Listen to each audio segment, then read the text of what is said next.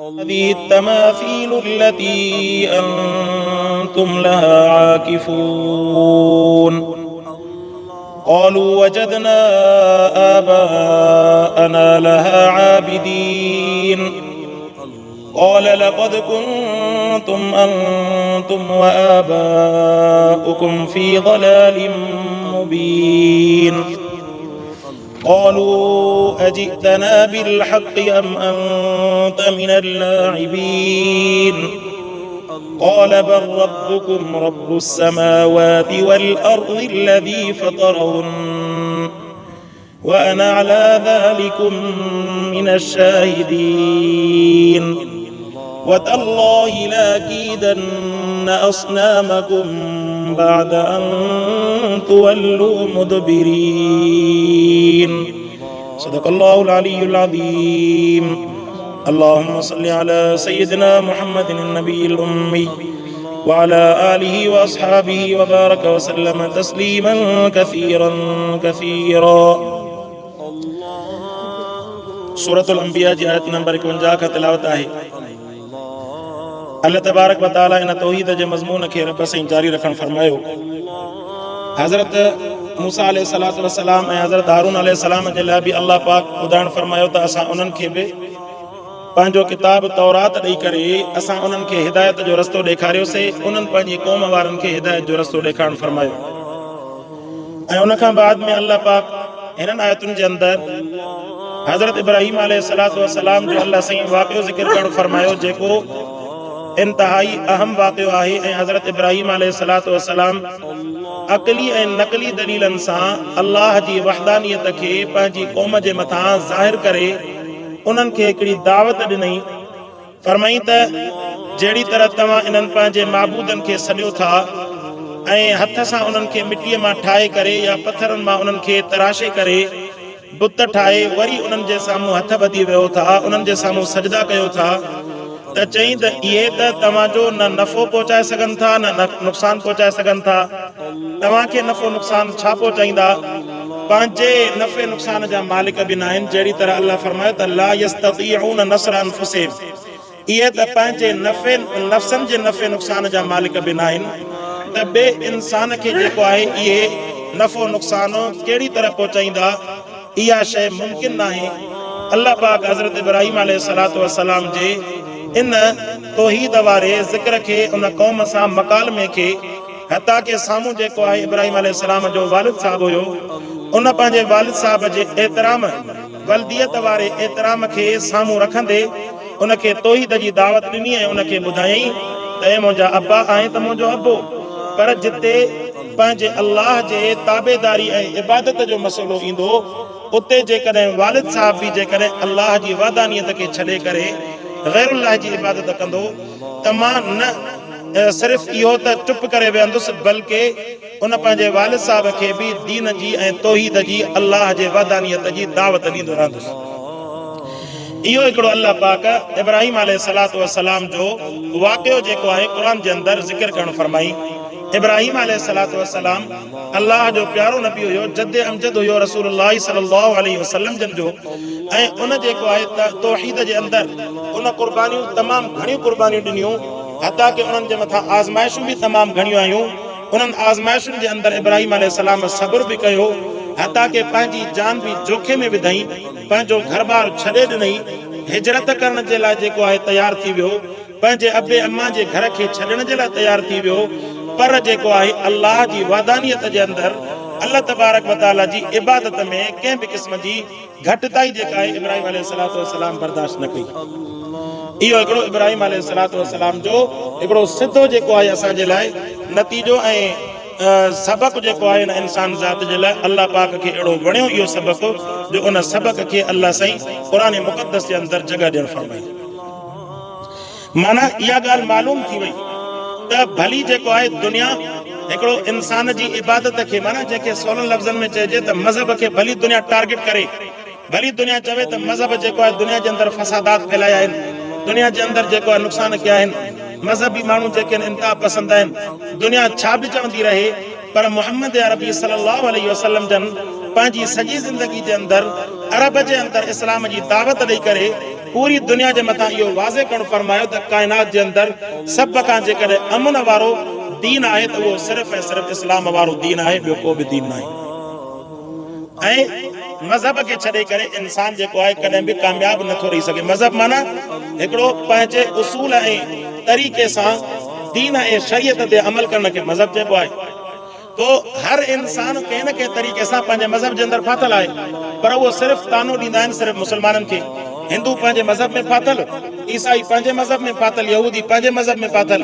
अहिड़े नमूने सां जेके बि काइनात जे अंदरि बुद्ध मत आहिनि या ॿिया जेके आहिनि उहे पंहिंजनि मज़हब जे अंदरि फाथल आहिनि। पर जॾहिं इस्लाम जो जॾहिं मौक़ो ईंदो त पोइ उन वक़्त में वरी इस्लाम खे इंतिहा पसंदि चवंदा। हालांकि पाण बि मज़हबी माण्हू आहिनि, पर उहा अलॻि शइ आहे त हू जेके आहिनि गैर इस्लाम वारा मज़हबी माण्हू आहिनि, असां खणी इस्लाम खे क़बूल कंदड़ मज़हबी माण्हू आहियूं। इब्राहीम अलैहिस्सलाम जे इन वाक़े खे अल्लाह तबारक व तआला हिन रुकू खां शुरू करणु फरमायो। फरमाई वलक़द आतैना इब्राहीम रुश्दहु मिन क़ब्ल। फरमाई असां ॾिनोसीं इब्राहीम अलैहिस्सलाम खे हिदायत, रोशनी उनखे अता फरमाईसीं। इन खां पहिरियां मुमकिन आहे रसूलुल्लाह सल्लल्लाहु अलैहि वसल्लम जिन जे मथां नाज़िल थियल क़ुरान जे तरफ़ इशारो हुजे, या अॻु में जेको आहे मूसा ऐं हारून अलैहिस्सलाम जे इन तौरात जो ज़िक्र थियो, मुमकिन आहे उन जे तरफ़ इशारो हुजे। फरमाई त वकुन्ना बिही आलिमीन, ऐं फरमाई त असां जेको आहे इन खे इल्मु ॾींदड़ हुयासीं, असां इन जो इल्मु रखंदड़ हुयासीं। इद क़ाल लिअबीहि व क़ौमिही, इब्राहीम अलैहिस्सलाम शुरूआत पंहिंजे वालिद साहब खां कई। वालिद साहब जी नाफ़रमानी सिर्फ़ु जेको आहे इबादत जे अंदरि करे थो, पर उन सां जेको इख़्तिलाफ़ रखे थो उहो वॾे अदब ऐं एतिराम सां, जंहिंमां मालूम थियो इब्राहीम अलैहिस्सलाम सबक़ ॾिनो। जॾहिं बि पंहिंजी क़ौम खे तव्हां दीन सम्झाईंदव त अदब ऐं एतिराम पहिरियां मुक़दम रखंदा। कंहिंजे ज़ाती ज़िंदगीअ खे टारगेट न कबो, कंहिंखे गारियूं ॾेई करे दीन न सम्झाइबो। विढ़ण त परे जी ॻाल्हि आहे, जो कंहिंजे मथां माण्हू डंडो खणी बीहे त तूं इस्लाम क़बूल कर, तूं जेको आहे इस्लाम जे अंदरि दाख़िल थी नमाज़ पढ़, इहे त परे जूं शयूं आहिनि। बल्कि इस्लाम सभ खां पहिरियां इहो उसूल वाज़े करणु फरमायो। फरमाई त अल्लाह सां गॾु इबादत जे अंदरि कंहिंखे बि शरीक न कबो। हा, जेकॾहिं कंहिंखे दावत ॾिबी त उन दावत जे अंदरि अदब जो मक़ाम, एतिराम जो मक़ाम उन जो सभ खां पहिरियां मुक़दम रखबो। अदब जो मतिलबु इहो आहे त उनजी ज़ात जो अदब, ईअं न त उनजे अदब जे अंदरि वरी माण्हू पंहिंजे अलाह जी मुखालफ़त करे। छो? पोइ जेको आहे मुक़ाबिलो अलाह ऐं बाने जे विच में अची वेंदो। कंहिंजो एतिरो अदब न कबो, इहो अदब न आहे, बल्कि इहा अलाह जी नाफ़रमानी आहे जो हुनजे चवण ते माण्हू बातिल माबूद जे पाण लॻी पए। अलाह जी वादानी त छॾे ॾे, या जेका रब जी जेका फर्मा बरदारी आहे उहा छॾे ॾे, बातिल माबूदनि जे पाण लॻी पई। इहो अदब न आहे, बल्कि इहा नाफ़रमानी आहे अलाह जी दादी।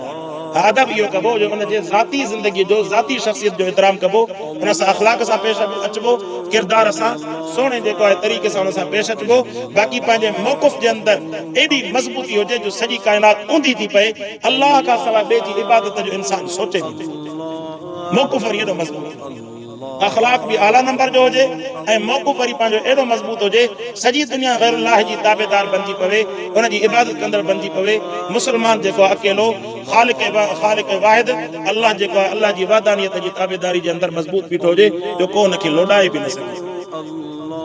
फरमाईंदा इद क़ाल लिअबीहि व क़ौमिही, इब्राहीम अलैहिस्सलाम पंहिंजे वालिद साहब ऐं पंहिंजी क़ौम खे चयो, मा हाज़िहि तमासीलु लती, हे जेके मिसल तव्हां ठाहिया आहिनि हथ जा, इन्हनि बुतनि खे तव्हां हथ सां ठाहियो था, इन्हनि क़बरुनि खे तव्हां हथ सां ठाहियो था। इहे जेके अॼनि जेके उन वक़्त में बि अॻियां के नबी हूंदा, के नेकमाना हूंदा, उन्हनि जूं तस्वीरूं मुख़्तलिफ़ क़िस्मनि जा ज़ाविया ठाहे पोइ उन्हनि जे साम्हूं हथ ॿधी बीह रहंदा। चवंदो इब्राहीम अलैहिस्सलाम चयो, हिननि मिसलनि खे तव्हां कीअं था सॾियो, अल्लती अंतुम लहा आकिफून। फरमाई त इन्हनि खे त तव्हां पंहिंजे हथनि सां ठाहियो, हथनि सां ठाहे करे वरी उन जे साम्हूं हथ कीअं था ॿधो। जेको पंहिंजे जिस्म जे ठाहिण ते पाण क़ादिर न आहे त तव्हांजे नफ़े नुक़सान जो मालिक कीअं थो थी सघे। जॾहिं वरी इहा ॻाल्हि मुशरिक सां कबी न, मुशरिक चवंदो त पोइ अलाह जो घर तव्हां छो था ठाहियो हथ सां। अलाह जो घर मस्जिद असांजे इबादत करण जी जॻह आहे, रब जी ज़रूरत न आहे। हीअ मस्जिद जेका आहे न, असां मुस्लमान जे इबादत जी ज़रूरत आहे। असांखे खपे थी त असां पंहिंजी इबादत जे लाइ हिकिड़ो रब जे हुक्म जे मुताबिक़ घर ठाहियूं। अलाह जे खे इन जी कंहिं बि क़िस्म जी ज़रूरत न आहे। अलाह खे तव्हांजे कंहिं बि मदद जी ज़रूरत न आहे। सॼी काइनात जे अंदरि को मस्जिदूं न ठाहे, अलाह खे परवाह आहे। सॼी काइनात जे अंदरि जेकॾहिं को अलाह जी का बि मदद न करे, अलाह खे परवाह ई न आहे। जेको मदद कंदो उहो पंहिंजे अमल जे अंदरि इज़ाफ़ो कंदो, पंहिंजे नेकियुनि जे अंदरि जेको क़ुरान जी मदद कंदो, क़ुरान जे जेको आहे उन सां अदब एतिराम सां पेश ईंदो, मुहम्मद अरबी सल्लल्लाहु अलैहि वसल्लम जी ताबेदारी कंदो, सहाबा किराम जे इन सुन्नत जे मुताबिक़ अमल कंदो, त उहो जेको पंहिंजी ज़िंदगी जे अंदरि जेको आहे अमल सालिह पैदा कंदो वेंदो, जंहिंजो नतीजो अलाह आख़िरत में अता फरमाईंदो। बाक़ी जेकॾहिं को क़ुरान खे नथो मञे, को अलाह जे रसूल सल्लल्लाहु अलैहि वसल्लम जे इत्तिबा ऐं सुन्नत खे नथो मञे ऐं अलाह जी ज़ात खे नथो मञे, त रब खे का परवाह कोन्हे, अलाह का परवाह कोन्हे, अलाह खे का ज़रूरत ई कोन्हे। अहिड़े नमूने सां पोइ बातिल जेके आहिनि गैरुल्लाह खे सॾण वारा बि ईअं कनि त उहे जेके आहिनि अलाह खां सवाइ उन्हनि खे हथनि सां ठाहिण छॾे ॾियनि, उन्हनि खे बि परवाह न हुजणु घुरिजे, अलाह खे त का परवाह कोन्हे। त अहिड़े नमूने सां फरमाई त मा हाज़िहि तमासीलु लती, हे जेके मिसल तव्हां ठाहियो था, अल्लती अंतुम लहा आकिफून, इन्हनि खे त तव्हां जेको आहे जोड़ींदड़ आहियो। क़ालू वजदना आबाअना, फरमायो क़ुरान फरमायो उन्हनि बि इहा ई जेका आहे इहो ई दलील ॾिनो जेको अॼोके वक़्त में माण्हू दलील ॾियनि था त असां पंहिंजे अबनि ॾाॾनि खे इन ई दीन ते ॾिठोसीं, अबनि ॾाॾनि खे इन ई दीन ते ॾिठोसीं, तॾहिं असां बि ईअं कयोसीं। क़ुरान फरमायो पंहिंजे अबनि ॾाॾनि जो दीन जेको आहे दलील न आहे, हा उन वक़्त में अबनि ॾाॾनि जो दीन जेको आहे अव्हां जे लाइ दलील आहे, जॾहिं अबनि ॾाॾनि जो दीन क़ुरान सां ऐं रसूलुल्लाह सल्लल्लाहु अलैहि वसल्लम जी सुन्नत सां बराबरि हुजे। जीअं कॾहिं माण्हू दलील बाज़ी जे अंदरि लही पवंदो आहे, साईं हेॾां बि जेके आहिनि क़ुरान जा दलील अचनि था, हेॾां बि जेको आहे मुस्तफ़ा सल्लल्लाहु अलैहि वसल्लम जे फरमान जा दलील अचनि था, पोइ असां काॾे वञूं? उन जे लाइ सवलो तरीक़ो इहो आहे, तव्हां जेको आहे सहाबा किराम रिज़वानुल्लाह अलैहिम अजमाइन जी सॼी ज़िंदगी जेका आहे तव्हां पढ़ी हूंदी, ॿुधी हूंदी, भला कॾहिं बि को अहिड़ो ऑथेंटिक को यकीनी को वाक़ियो तव्हां कंहिंखां ॿुधो आहे जंहिंजे अंदरि सहाबा किराम अलाह खां साथ जे सां हथ जोड़ी बीठा हुजनि? हिकिड़ो आम फाम मिसाल आहे, दलीलनि जे अंदरि माण्हू न पियो वञे, अलाह खां सवाइ ॿियनि खे जेको हथ जोड़ी बीठा हुजनि त साईं तूं असांजी मदद कर, या जेको रसूलुल्लाह सल्लल्लाहु अलैहि वसल्लम जन इन दुनिया खां पर्दो फरमाए विया त उन जे साम्हूं सहाबा किराम हयात रहिया, अम्मा आयशा साण पाण हयात रही, अम्मा आयशा साण रसूलुल्लाह सल्लल्लाहु अलैहि वसल्लम जन जे रेलत खां बाद में 45 साल जेको हयात रही, फरमाए उन जे बावजूद केतिरा सहाबा जेके हयात हुया उन्हनि कॾहिं बि मुश्किल जे वक़्त में ईअं कयो हुजे जो गॾिजी करे पाण में कटाड़ो ठाहे रोज़े जो चौधारी वेही रहनि, चवनि त साईं असांजे मथां हीअ मुसीबत पहुती आहे। हालांकि जेको आहे त इन जो फितने नुबुवत उन में वाक़िअ थियो जंहिंजे अंदरि 1200 सहाबा शहीद थी विया, असवद अंसी वारो फितनो पैदा थियो ऐं उन सां गॾो गॾु ॿियो बि हिकिड़े नुबुवत जी दावा कई, सईदना सिद्दीक़ रज़ियल्लाहु ताला अन्हु जन उन्हनि जे तरफ़ काफ़िला मोकिले करे उन्हनि सां जिहाद कयो ऐं केतिरा ई सहाबा रसूल सल्लल्लाहु अलैहि वसल्लम खां बाद में जंगनि जे अंदरि शहीद थी विया। मदीने जे अंदरि हज़रत उस्मान साईं जे वक़्त में हज़रत उस्मान साईं जन खे जेको आहे शहीद कयो वियो, उन खां बाद में हज़रत अली रज़ियल्लाहु ताला अन्हु जन जी शहादत जो वाक़ियो पेश आयो, सईदना उमर रज़ियल्लाहु ताला अन्हु जन खे मस्जिद नबवी जे अंदरि रसूल सल्लल्लाहु अलैहि वसल्लम जे मुसल्ले ते जेको शहीद कयो वियो। पोइ इन्हनि तमामु जेको आहे आज़माइश जे बावजूद कॾहिं बि ईअं त कोन थियो, तव्हां कॾहिं कंहिं मुशरिक जे मथां बि वाक़ियो कोन ॿुधो हूंदो जो उन्हनि सभिनि गॾिजी करे आया हुजनि, अचे रसूल सल्लल्लाहु अलैहि वसल्लम ॿाहूं ॿधी हुजनि या कंहिं बि बुज़ुर्ग खे साईं असां मुसीबत में आहियूं तूं असांजी मदद करणु फरमा। इहो हिकिड़ो आम फाम मिसाल आहे, जेकॾहिं कंहिंखे अहिड़ो मिसाल आहे त ॿुधाए भला। सो जंहिंमां मालूम थिए थो त इहे सभु अटकलूं आहिनि, इबादत जे अंदरि अलाह सां गॾु कोई शरीक न आहे। सो क़ुरान फरमाए त क़ालू वजदना, उहे बि ईअं चवंदा त असां पंहिंजे अबनि ॾाॾनि खे ईअं ॾिठोसीं। तंहिंजे करे त चवंदा आहिनि न ईसाईनि जे घर में जेकॾहिं ईसाई पैदा थिए उहो चवंदो त मुंहिंजो ॾोह थोरी आहे, मूंखे अलाह ईसाईनि जे घर में पैदा कयो। हिंदू चवंदो त मूंखे मुंहिंजो ॾोह थोरी आहे, मूंखे रब जेको हिंदू जे घर में पैदा कयो। मुस्लमान चवंदो मां जेकॾहिं हिंदू जे घर में पैदा मां बि हिंदू हुजां। इहे शयूं पंहिंजी जाइ ते सचियूं आहिनि, पर जेकॾहिं इंसान पंहिंजे अकुल जे हिसाब सां सोचे त अलाह रसूलुल्लाह सल्लल्लाहु अलैहि वसल्लम जे इन सुन्नत खे शरीयत खे जारी रखी करे ऐं क़ुरान खे हिफ़ाज़त ॾेई करे क़यामत ताईं उन खे जेको आहे तबलीग जो सिलसिलो ॾेई करे उम्मत जे अंदरि फैलाइणो इन जे करे फरमायो ताकि को बि जेको आहे पंहिंजे अबे ॾाॾे जे दीन ते न हले, सिर्फ़ु ऐं सिर्फ़ु हले त मुहम्मद मुस्तफ़ा जे दीन ते। बाबा अकुल आहे न, हिकिड़ो इंसान आहे, जेकॾहिं इंसान खे ॿाहिरों ख़बर पवंदी त मुंहिंजो कारोबार तबाह थो थिए ऐं मुंहिंजो अबो जेको आहे अॻे ज़माने में कपिड़ा उणींदो हुयो, हे बि चवे त मां बि पंहिंजे अबे जे ज़माने में कपिड़ा उणींदुसि, त कमाईंदो ई कोन, छा कमाईंदो? अॻे जेके आहिनि माण्हू जेके आहिनि छेण हणी करे छेण खपाईंदा, केतिरा जेके आहिनि वाक़िया आहिनि, तेली जेको आहे तेल जेके आहिनि हथ सां कंदा वठंदा, मशीनुनि जो ज़मानो अची वियो। हाणे को माण्हू चवे त मां पंहिंजे अबे ॾाॾे जे ज़माने वांगुरु पंहिंजी जेका आहे घर में इहे जेके आहिनि गारे सां हाणे कचनि सिरनि सां ठाहियां थो त इहो शहर जे अंदरि न जॻह जो वैल्यू रहंदो न माण्हुनि सां माण्हुनि जहिड़ो थींदो। ज़माने जे एतबार सां तब्दील थिए थो न, छो मतिलबु मिसाल ॾियण जो इहो त हिते पंहिंजो अकुल हलाए थो कोन थो रहे, त जॾहिं हिते दुनिया जे मामलात में अकुल हलाए थो, अलाह जे दीन जे मामले में अकुल हलाइणो आहे, उन अकुल जे लाइ रब क़ुरान जहिड़ी रोशनी जेको आहे चिटी हर इंसान खे ॾियणु खपे। अकुल आहे न तोखे हिंदू आहे या ईसाई आहे कंहिंजे बि घर में ॼाओ आहे या जेको असां मुस्लमाननि खे भला अहिड़ो क़ुर जहिड़ो को किताब ॾेखारियो असां मुस्लमान सिधो सो तव्हांखे क़ुर जहिड़ो किताब खणी करे चैलेंज था कयूं 14 सालनि खां आहे को किताब जेको क़ुर जहिड़ो तव्हां ॾेखारियो नथा ॾेखारे सघो तव्हां वटि आहे कोन तव्हां ॾेखारींदव छा आहे को तव्हां वटि मोहम्मद अरबी सल्लल्लाहु अलैहि वसल्लम जहिड़ो को रसूल या उन जहिड़ी का ज़ात जेका बेऐब ज़ात हुजे जंहिंजूं एॾा जेके आहिनि मौजज़ात हुजनि ऐं जंहिंजूं रहमतूं पूरी काइनात जे मथां हुजनि आहे का अहिड़ी जेका शख़्सियत तव्हां वटि ॾेखारियो सवाल ई पैदा त जॾहिं इहे शयूं न आहिनि त पोइ अकुल जे अंदरि सोचे करे माण्हू खणी मोली मुला जे पोयां न लॻे क़ुर जो पाण मुतालो करे पाण तर्जुमो खणी करे पढ़े उलमाए किराम तर्जुमा हिन जे करे त क्या सिंधीअ में कयूं उर्दू में हर ज़बान में तर्जुमा मिलनि था पाण क़ुर खे अल्फ़ खां वठी करे नास ताईं पढ़े अल्लाह खां हिदायत जी दुआ घुरे इनशाअल्लाह अल्लाह तबारक व तआला पाण ई हुनखे रस्तो ॾेखारींदो त कॾहिं गिर ना कॾहिं इहो त हिकिड़ो विच वारो दलील आहे आम बातिल माण्हू त तव्हांखे कोन चवंदो त ईअं क़ुर पढ़ो असां हिन हिदायत जे दावत जे करे चऊं था जेकॾहिं असांजे मथां कंहिंखे इत्मीनान न करे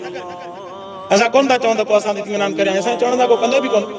पोइ हुनजो विचों तरीक़ो इहो आहे त क़ुर त सभिनीनि वटि न्यूट्रल आहे तव्हां क़ुर जो तर्जुमो खणी करे पढ़ो तव्हांखे पाण ई ख़बर पवंदी त हक़ वारा कहिड़ा आहिनि न हक़ वारा कहिड़ा आहिनि क़ुर फरमाए त क़ालू वजदना आबाना लहा आबिदीन असां पंहिंजे अबनि ॾारनि खे इन दीन ते ॾिठोसीं उहे बि इबादत कंदा असां बि उन पिया लॻी पियासीं इहो त इहो दीन न आहे दीन उहो आहे जेको क़ुर जी कसवटी सां जेको पूरो आहे फरमाईंदा क़ाल लक़द कुंतुम अंतुम व आबाउकुम फी ज़लालिम मुबीन फरमाईंदा बेशक लक़द कुंतुम अंतुम फरमाई तव्हां बि ऐं तव्हांजा अबा ॾाॾा बि चिटी गुमराही जे अंदरि हुया क़ुर फरमाए जेकॾहिं अल्लाह जी वादानियत ते न आहिनि जेकॾहिं क़ुर जे हिन तरीक़े ते न आहिनि चाहे अबा ॾाॾा केॾा बि एतिराम वारा हुया उन्हनि जो एतिराम पंहिंजी जाइ ते पर इबादत जे अंदरि ऐं दीन जे अंदरि जेके आहिनि उहे चिटी गुमराही जे अंदरि हुया हिन में को शक न क़ुर फरमाए हाणे ईअं न थींदो को माण्हू कंहिंजो अबो ॾाॾो जेकॾहिं गैर मुस्लिम थी मरी वञे कुफर जी हालत में मरी वञे त असां चवंदा न साईं तुंहिंजो पीउ हुयो तंहिंजे करे धू जन्नत में न जंहिं इस्लाम आंदो जन्नत में जंहिं इस्लाम न आंदो जहन्नम में चाहे केर बि हुजे इहा हिकिड़ी अटल हक़ीक़त आहे फरमाईंदा क़ाल बर रब्बुकुम क़ालू अजितना बिल हक़ अम अंत मिनल लाइबिन क़ौम वारनि चयो त तूं असांखे ॻाल्हि सची सिधी थो चवे या असां सां मज़ाक थो करे उन्हनि खे जॾहिं हिकिड़ो माण्हू जॾहिं ॻाल्हाईंदो आहे न ठोस अंदाज़ में ॻाल्हाईंदो आहे त पोइ 100 माण्हू बीठा हूंदा न मुखालिफ़ सिंध में तरफ़ में त उहे चवंदा त भेण चरियो आहे हले छा थो वेठो ॻाल्हाए हले कहिड़ी थो ॻाल्हियूं वेठो करे उन्हनि बि इब्राहिम अलैहिस्सलाम ईअं चयो तूं असांखे सही ॻाल्हि थो चवे या जेको वधे थो इहे ॻाल्हियूं कंदो इब्राहिम अलैहिस्सलाम जी ॻाल्हियुनि में दम हुयो जंहिं दम जे करे जेको उन्हनि तवजो ॾिनो ईअं अजाई ॻाल्हि हुजे त क़ुर उनखे बयान न करे क़ालू अजितना तूं असां वटि हक़ सां आहे अम अंत मिनल लाइबीन या जेको आहे असां सां का मस्ख़री थो करे को रांदि थो खेॾे क़ाल बर रब्बुकुम रब्बुस समावाति वल अर्दि लज़ी फतरहुन फरमाई त न बल्कि चयो इब्राहिम अलैहिस्सलाम बल्कि तव्हांजो रब बि अल्लाह आहे ऐं उन जूं निशानियूं कहिड़ियूं आहिनि फरमाई उन जूं निशानियूं इहे आहिनि रब्बुस समावाति आसमाननि जो रब आहे वल अर्दि ज़मीननि जो रब आहे ऐं सिर्फ़ इहो न त आसमाननि ज़मीननि जो रब आहे बल्कि फरमाई त अल्लज़ी फतरहुन अल्लाह जी ज़ात आहे जंहिं एॾा ज़मीन आसमाननि खे पैदा बि उन मुंहिंजे अल्लाह करणु फरमायो या इहो हिकिड़ो क़ुर जो दलील आहे न वादानियत आहे न चिटी आहे कंहिंजे अंदरि दम जो चवे त मूं वारे झंडे या मूं वारे बुत या मूं वारे क़बर वारे या सरदार या पीर बुज़ुर्ग जेका काइनात जे अंदरि वण हुन पैदा कयो आहे को अल्लाह फरमायो क़ुर फरमायो इब्राहिम अलैहिस्सलाम उन्हनि खे चयो मुंहिंजो रब उहो आहे तव्हां में जेकॾहिं दम आहे त ॾेखारियो त भला या असां वारो घोड़ो या असां वारो पुटु या असां वारी धीअ हिन पैदा कई आहे को बि दलील कोन्हे जेकॾहिं अहिड़ो को कूड़ हणंदो त हुनखे सभ खां पहिरियों हुनजी ॻीची त सवाल इहो पैदा थी पवंदो हो जेको पंहिंजे क़बर मां नथो निकिरी सघे जेको पंहिंजे नफ़े नुक़सान जो मालिक न आहे जेके पीर जेके आहिनि पूरा बयान करे सैलाब थो अचे त पीर वारी क़बर बि लुड़े थी न सैलाब उहो तव्हांजी मदद कीअं कंदो वारी जॾहिं वसे थी वञो पोयां त सॼियूं जेके आहिनि क़बरूं हुनजे अंदरि लटिजी थी वञनि उहो पाण वीचारो बूसाटी में ॾेखारे हलियो तव्हांजी मदद कीअं कंदो इहे हिकिड़ियूं हक़ीक़तूं आहिनि इब्राहिम अलैहिस्सलाम फरमाईंदा क़ाल बर रब्बुकुम मुंहिंजो रब बि मुंहिंजो अल्लाह आहे तव्हां भले खणी काफ़िर आहियो पर तव्हां काफ़िरनि जो रब बि मुंहिंजो अल्लाह आहे रब्बुस समावाति वल अर्दि फरमाईंदा जेको आसमाननि जो बि रब आहे जेको ज़मीननि जो बि रब आहे सिर्फ़ ईअं न आहे त को अल्लाह से नऊज़ बिल्लाह ईअं इलेक्शन जे ज़रिए सां या के ॾाढा ज़बरदस्ती जे ज़रिए सां ज़मीन आसमान ते कब्ज़ो कयो अथई न बल्कि फरमाईंदा अल्लज़ी फतरहुन इन ज़मीन ऐं आसमान खे पैदा करण वारो ठाहिण वारो बि मुंहिंजो अल्लाह आहे